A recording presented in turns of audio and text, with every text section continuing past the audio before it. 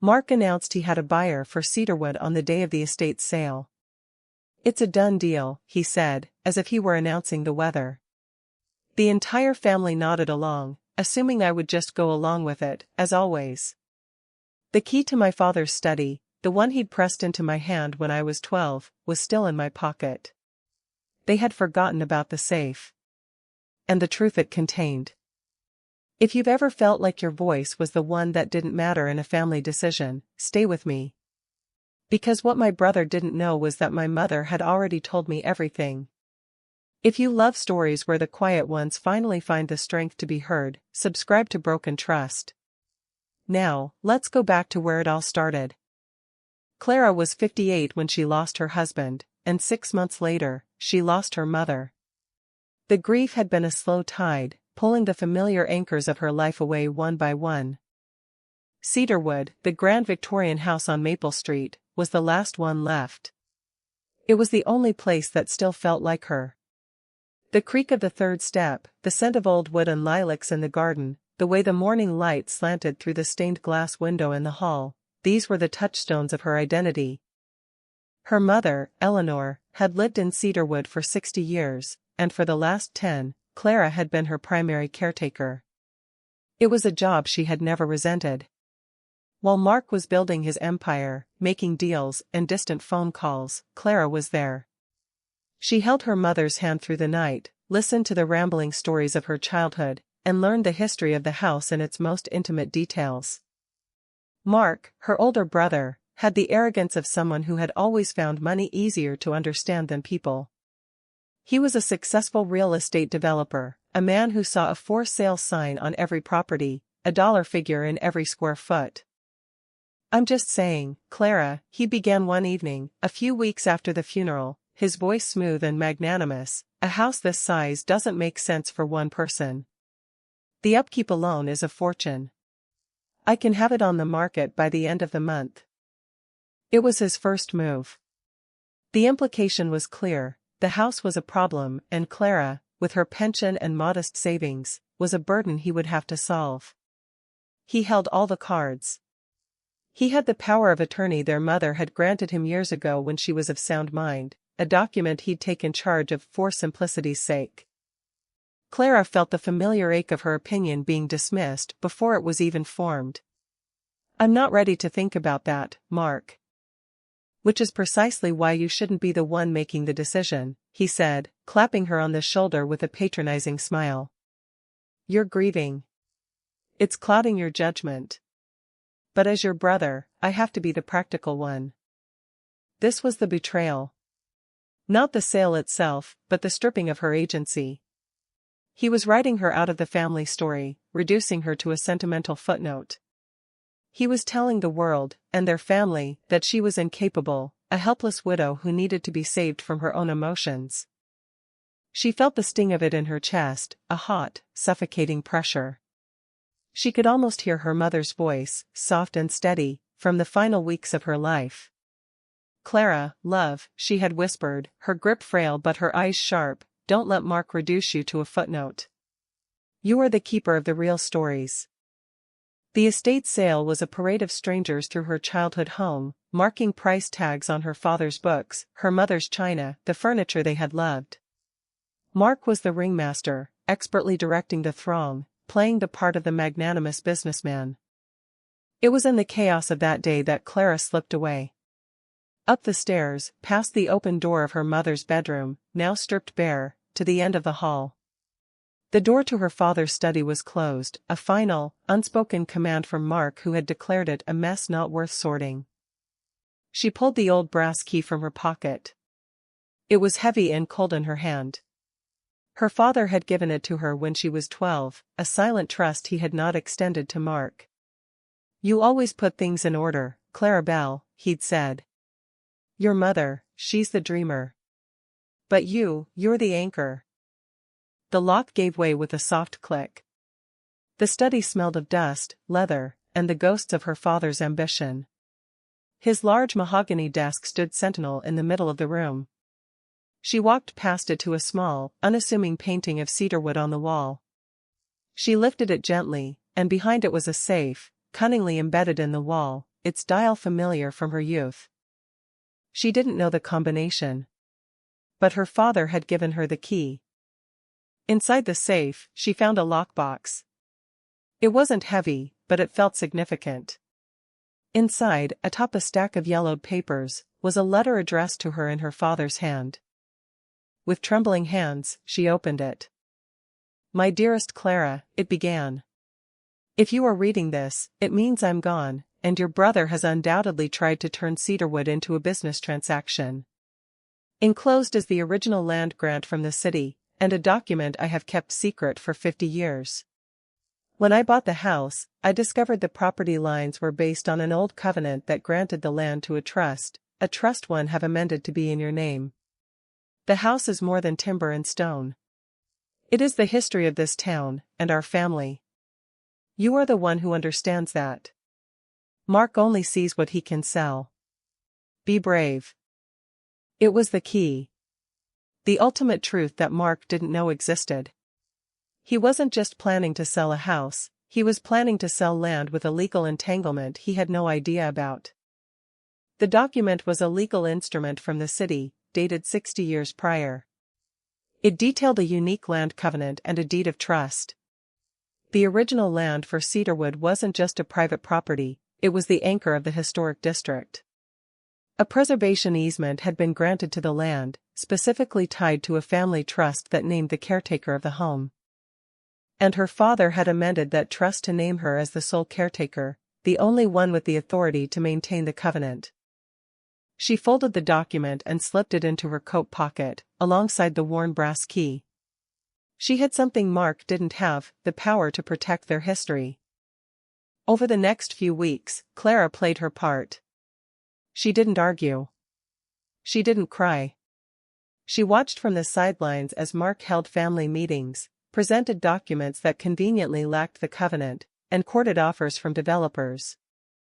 Finally, Mark announced at a family dinner a month later, "I have a buyer. A major developer who wants to build a boutique hotel on the site. The offer is incredible. The proceeds will be split equally between my children's trust, an opportunity for Clara to invest in something, and, of course, me for my efforts." He winked at her. "You'll be able to buy yourself a nice little condo near the beach." The family nodded. His wife, Patricia, looked smug. His children regarded Clara with a mixture of pity and boredom. She was just the wailing ghost in the attic, the sad aunt who couldn't move on. Clara sipped her tea, her face serene. "That sounds generous, Mark." "You're so sensible, dear," Patricia cooed. "It's so good you've come around." Clara smiled. "I just want to make sure I understand the sale. I have a few questions. I was thinking we could have a formal meeting next week at the house. With a lawyer." Mark's smile faltered. "A lawyer? Why would we need a lawyer? I have everything handled." "I'm sure you do, Mark," Clara said, her voice low and steady. "But Mother left me a few things in her final months. Personal items. I just want to ensure the process is legal and transparent." She saw a flicker of panic in his eyes. "Good. I've already scheduled it. I asked the family lawyer, Mr. Henderson. Your business partner, if memory serves. I'm sure he'll be happy to help us all come around to a fair arrangement." The trap was set. The conference room at the city hall was cold and impersonal. Mark sat at the head of the table, his lawyer and business partner on one side, Patricia on the other. The rest of the family, a dozen or so cousins and aunts, filled the other seats. Clara sat at the opposite end, her posture straight, her expression calm. Mr. Henderson began. "As we all know, Mark has arranged for a very generous offer on the Cedarwood property. Clara has raised some questions about the process. To be transparent, let's go over the details." Mark took the floor with a flourish, projecting an image of benevolence. "I understand my sister is going through a difficult time. But I have managed this process with the utmost care and integrity. The property has been appraised, the sale price is significantly above market value, And the proceeds will be distributed in a manner that is beneficial to the entire family. It is the best possible outcome, and I expect we will all be on the same page. His eyes challenged Clara. Are you ready to sign, dear sister? The room fell quiet. All eyes turned to Clara. She calmly reached into her shoulder bag and pulled out a manila folder. Mr. Henderson, she said, her voice clear as a bell, could you please confirm a few things for me? Mark snorted dismissively. Clara, it's a done deal. No amount of your sentimental drivel is going to change a very straightforward real estate transaction. The documents are clear. Yes, Mark, she said, her voice quiet but firm. The documents you showed us are clear. But I have some other documents I'd like you to see. She slid the stack of papers across the table. Henderson's expression changed from professional neutrality to deep concern as he skimmed the first page. Then to outright alarm. He looked up at Clara. Where did you find this? In my father's study. In his safe. He gave me the key, she stated, her voice level. This is the original land grant for Cedarwood, along with a deed of trust and a preservation covenant. As you can see, this covenant stipulates that the property can only be sold to a new owner who will agree to maintain its historical integrity and, more importantly, that the trust that holds the covenant must be managed by a named guardian. She looked directly at her brother.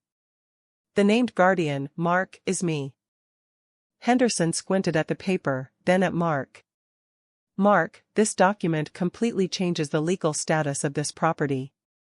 The foundation of your sale is invalid. This covenant is a legal encumbrance that blocks any commercial development. In fact, it would make this property almost worthless to a developer. Your offer was contingent on the land being clean, wasn't it? Patricia's face went white.